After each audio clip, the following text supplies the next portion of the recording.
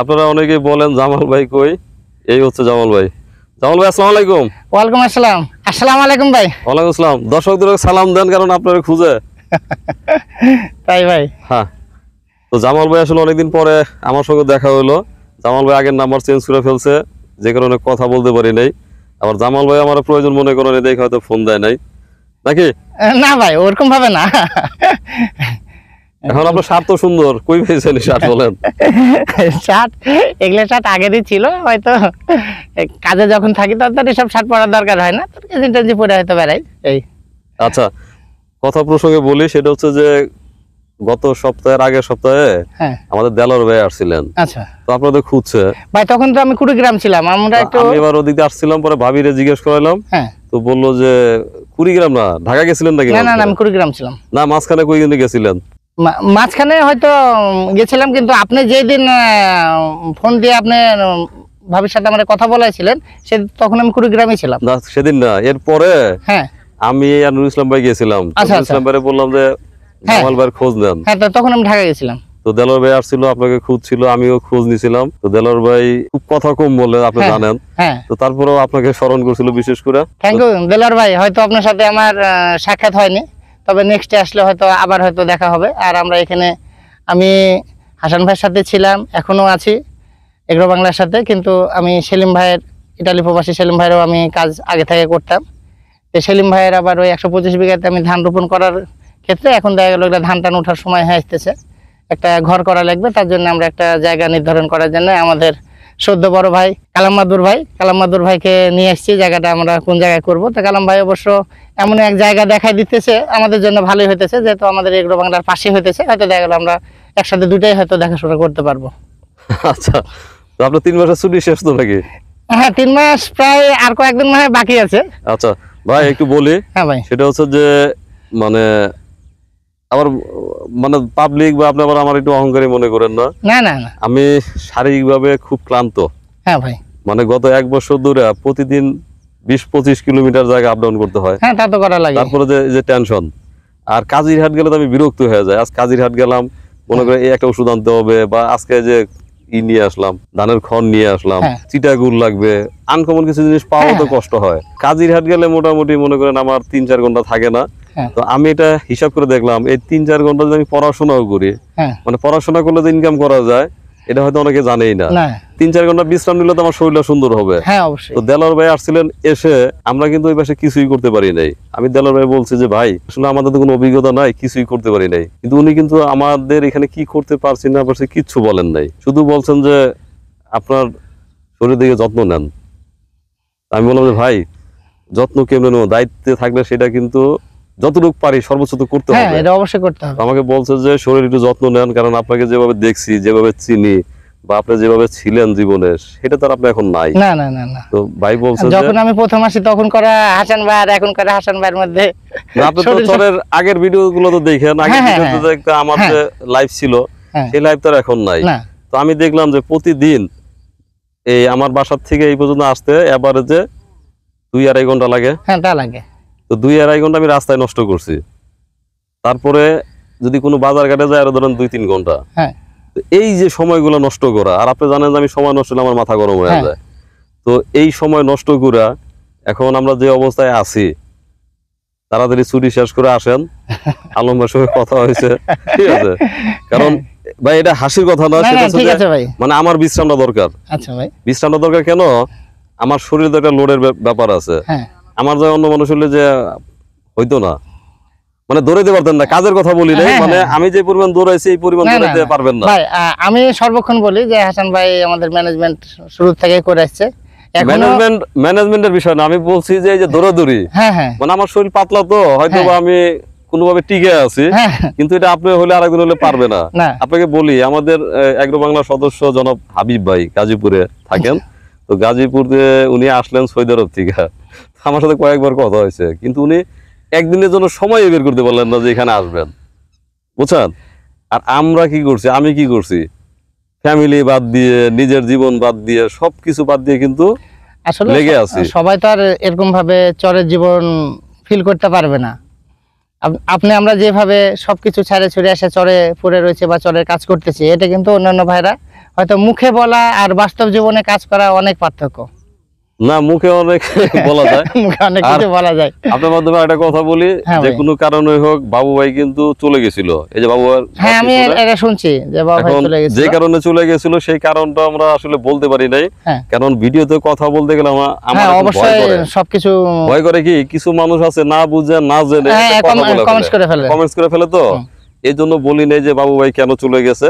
তো বাবু ভাইয়ের সঙ্গে গতকাল কথা হলো, বাবু ভাই হয়তো খুব শীঘ্রই আবার আসতেছে নতুন করে। তো বাবু ভাই এই জায়গায় হয়তো নতুন করে আবার বাবু ভাই ইয়া করুক। আমিও এখানে আরেকটা ঘর উঠানোর সিদ্ধান্ত নিয়েছি, ঘর একটা কিনছি।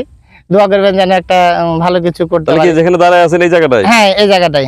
তো এই জায়গা হলো অনেক ভালো হবে। ওই পাশে বাবু ভাই, এই পাশে আপনি, হ্যাঁ আর এপারে আমাদের এগ্রো বাংলা। তো এই পরিকল্পনা আসলে ওই যে ভিডিওতে দেখছেন নাসির ভাই জমি নিছিলেন। ভাই আমি হয়তো বেশ কিছুদিন ছুটিতে ছিলাম, এই কারণের জন্য। না, ভিডিওতে দেখছেন? হ্যাঁ ভিডিওতে। ভাই ভিডিও এমন কোনো দিন নাই যে ওয়াইবি চ্যানেল আমি না দেখা হই। আচ্ছা, এখন হয়েছে কি যে নাসির ভাই, মানে আমি তো জীবনে কোনোদিন মানে কানে ধরছি যে জমি জায়গা নিয়ে আমি কথা বলবোই না। জমি জায়গা সম্বন্ধে আপনি কথা আগে বলতেন না। জমি জায়গা আমি মাঝখানে সবার সাথে ডিলস করতাম, আপনি একটু কথা বলছিলেন, কিন্তু ঘটনা হয়েছে যে নাসির ভাই এমন নাসর বান্দার মতো আমাকে বলছিলেন, হয়তো আমি ভাবছিলাম যে ভাই যদি কিছু একটা করা করুক না, মানে ভাই এতভাবে বলছিলেন। কিন্তু ভাই পরে সবকিছু দেখলো যে সবাই শুধু বলে ভাইয়ের উপরে ভরসা করার জন্য, মানে তাকে ফোন দেয় ভরসা করতে। তো পরে বললো যে নাম দেন আল্লাহ ভরসা। হ্যাঁ আমি ওটা শুনছি অবশ্য। তো এখন সেই ভরসাও আসলে ভাইয়ের হচ্ছে না। তো যে কারণে এইবার হয়তো করবে না, ভবিষ্যতে করবে কিনা সেটাও জানি না। তো এই যে একটা বৃথা শ্রম বা এই যে দূরদূর, এটা মানে এই জন্যই করতে চাই নাই আমি কোনোদিন। আর ভবিষ্যতে আমরা কথাও বলবো না। পালের চরে যদি কার ভালো লাগে এমনি আসবে। আর এখানে বাবু ভাই আছে আমাদের, আর এখানে যদি সেলিমের একটা ঘর উঠে, আর ওই পাশে এগ্রো বাংলা আছে, এই আমরা 3 ফ্যামিলি মিলে আমার উদ্দেশ্য যে আমি তো ধরেন আরো সামনে উঁচা জায়গাও আছে। আমি মামুন মাদবর ভাইয়ের হয়তো ওখানে 125 বিঘা জমি রাখছি, আমি সেখানে ওখানেও করতে পারতাম। তো আমি সিদ্ধান্ত নিলাম যে এক জায়গাতে যদি হয় তাহলে আমার এগ্রো বাংলাতে তো আমি ওটাও হয়তো কন্ট্রোল, হয়তো হাসান ভাই থাকলো না, যেমন ভাই এটা একটু খেয়াল রাখেন, তখন এটা আমি রাখতে পারলাম। কিন্তু যদি আমি ওখানে থাকি তাহলে তো আমার পক্ষে অসম্ভব হয়ে দাঁড়াবে। আবার অনেকে বলবে যে ভাই তাহলে কি দায়িত্ব থেকে সরে আসলেন নাকি, এরকম মানুষের হয়তো কথাবার্তা বলবে। এই জন্য এক জায়গাতে থাকলে হয়তো আশা করি সেই সমস্যাগুলো আর হবে না। না, মানুষের কিছু মানুষ আছে মানে না বুঝে কথা বলে, না বুঝে কমেন্টস করে। তো সেই জন্য আমি মাঝে মাঝে বলি যে আমার ভিডিওতে এখন কথা বলতে ভয় লাগে। তো এতদিন ডাক্তারের পরামর্শ নিয়ে, ডাক্তার দেখিয়ে এবং খামারিদের পরামর্শ অনুযায়ী বিভিন্ন ওষুধ দিয়ে আসছিলাম। আজই প্রথম ওষুধের পরিবর্তে নিয়ে আসলাম ভুসি, কুড়া আর হচ্ছে খড়। আর এদিকে আছে পচা গুড় বা চিটা গুড়, অনেকে বলে রাফ। তো এগুলো আজকে খাওয়াবো। অনেকে বলছেন যে ঘাসের প্রবলেমের কারণে এরকম হতে পারে। তো সেটা মাথায় নিয়েই চিন্তা করলাম তাহলে কয়েকদিন ঘাস না দিয়ে দেখি, এভাবে আমরা খাওয়াই দেখি কিভাবে সুস্থ হয় কিনা। আর সাইলেস নিয়েও কথা বলছি। তো সাইলেস হয়তো শীঘ্রই চলে আসবে। এখন সাধারণত গ্রামের মানুষ যেভাবে খাওয়ায় থাকে সেভাবেই খাওয়াচ্ছি। কুড়া দিচ্ছে, তারপরে বুটের ভুসি, গমের ভুসি, খড়, রাফ বা চিটা গুড় পানি দিয়ে ছোট করে কেটে দিচ্ছে। মাইদুল ভাই, জি আপনারা এইভাবে খাওয়ান তো নাকি? এইভাবে তো গরু খিলাই, গরুরে খাওয়ান। এখন ওদের খিদা লাগছে, এখন ওরাও খাবে। আর খড়ের তো প্রচুর দাম, খড়ের দাম বেশি একটু। এই আটিগুলা 55 টাকা আটি, বুঝছেন?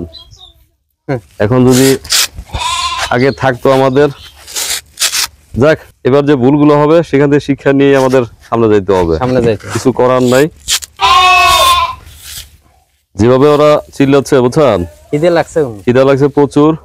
যদি এই ধরনের খাবার ওরা খায় নাই কখনো, তো এখন খাবে, কারণ হচ্ছে যে এমনিতে ক্ষুধা। আর 2 নম্বর নুরুল ইসলাম ভাই যেভাবে মাখছে, আমারই তো দেখে লোভ লেগে যাচ্ছে।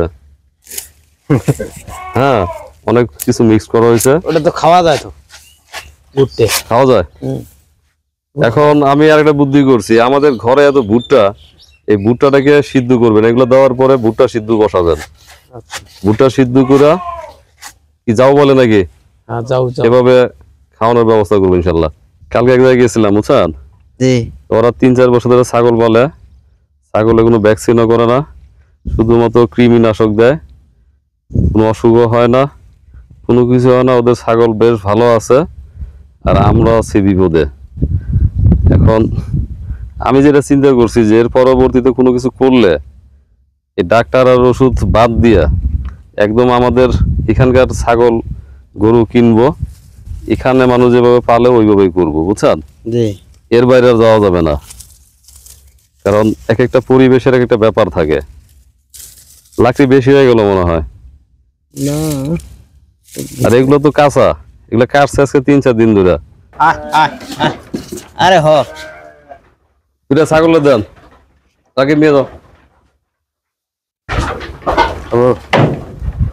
আজ সারাদিন সকাল থেকে শুরু করে এখন পর্যন্ত বন্দি রেখেছি।